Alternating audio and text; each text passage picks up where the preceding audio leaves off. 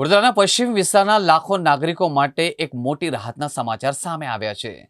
Gotri general હોસ્પિટલમાં અત્યાધુનિક postmortem department સંપૂર્ણપણે કાર્યરત થયું છે, જેનાથી આ વિસ્તારમાં હવે પોસ્ટમોર્ટમની સુવિધા લાંબા સમયથી ચાલી આવતી અછત પણ દૂર થઈ છે।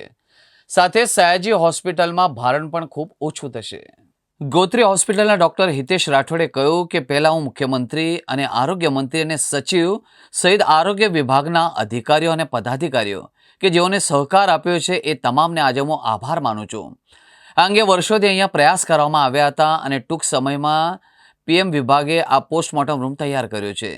વધુમાં તેમણે કહ્યું કે સયાજી હોસ્પિટલનું ભારણ અહીં શરૂ થતાં જ ઘણું ઓછું થઈ જશે। હાલમાં અહીં 20 ડેડ બોડી રહે તેવી વ્યવસ્થા છે। સાથે સાથે તેની ક્ષમતા વધારી 32 કરવાની અમારી તૈયારી છે। એક સાથે 5 મૃતદેહના પોસ્ટમોર્ટમ કરી શકાય તેવી વ્યવસ્થા પણ ગોઠવવામાં આવી છે। આ સ્ટેજ ફોરેન્સિક રિસર્ચ અને પીજી સ્ટુડન્ટ માટે ઓડિયો વિઝ્યુઅલ સિસ્ટમ પણ મૂકવામાં આવી છે। આ સાથે સિંગલ વિન્ડોઝ પણ મૂકવામાં આવી છે, જેમાં કોઈ પણ પોલીસ અધિકારીને અને સગા સંબંધીને જરૂરી ડોક્યુમેન્ટ્સ અહીંથી મેળવી શકાશે। જો સમય પહેલાં કે મોડા આવશે તો બેલ વગાડી અમારા કર્મચારી વિન્ડોઝ પર ઉપલબ્ધ પણ થઈ જશે।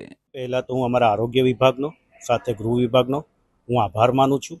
સાથે સાથે વડોદરાના જે જનતા છે તેમનો પણ આભાર માનું છું। વખતો વખત જે રજૂઆત કરી હતી અને એ રજૂઆતને ધ્યાનમાં લઈ અમારા આરોગ્ય કમિશનર શ્રી, એસીએસ સાહેબ શ્રી, તેમજ અમારા સીઓ સાહેબ શ્રી, અમારા સુપ્રિન્ટેન્ડન્ટ શ્રી, ડીન શ્રી, તેમજ અમારા પૂર્વ head of department doctor Vijay Shah sir, તેમજ જે ધારાસભ્ય શ્રી અને જે લોકોએ રજૂઆત કરી હતી કે ગોત્રી મેડિકલ કોલેજમાં પણ પોસ્ટમોર્ટમ રૂમ તૈયાર થાય અને પોસ્ટમોર્ટમની પરમિશન મળે, તો એ માંગ જે સ્વીકારી છે અને આજે એકલું ગોત્રી જીએમઈઆરએસ નહીં પરંતુ સમગ્ર ગુજરાતની જે પણ જીએમઈઆરએસ મેડિકલ કોલેજ સંચાલિત જે હોસ્પિટલો છે તેમને જે પોસ્ટમોર્ટમની પરમિશન આપી છે એ બહુ જ સારું અને સેવાકીય કાર્ય થયું છે। જેના લીધે જે એસએસજી હોસ્પિટલનું જે ભારણ હતું એ ઓછું થશે, પોસ્ટમોર્ટમ જલ્દી થશે।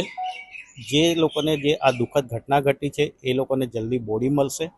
સાથે સાથે આપણે કોલ્ડ સ્ટોરેજની પણ વ્યવસ્થા કરેલી છે। એટલે કોલ્ડ સ્ટોરેજ આપણા બરોડામાં હાલ એસએસજી હોસ્પિટલમાં 36 બોડી મુકાય એવા કોલ્ડ સ્ટોરેજ છે, આપણી જોડે 20 બોડી મુકાય એવા કોલ્ડ સ્ટોરેજ છે। અને આવનારા સમયમાં સુપ્રિન્ટેન્ડન્ટ શ્રી અને ડીનશ્રી દ્વારા જે પ્રયાસ કરી રહ્યા છે એનાથી કદાચ આપણે પણ 30 બોડી રખાય એવું કોલ્ડ સ્ટોરેજ ઉપલબ્ધ કરાવીશું।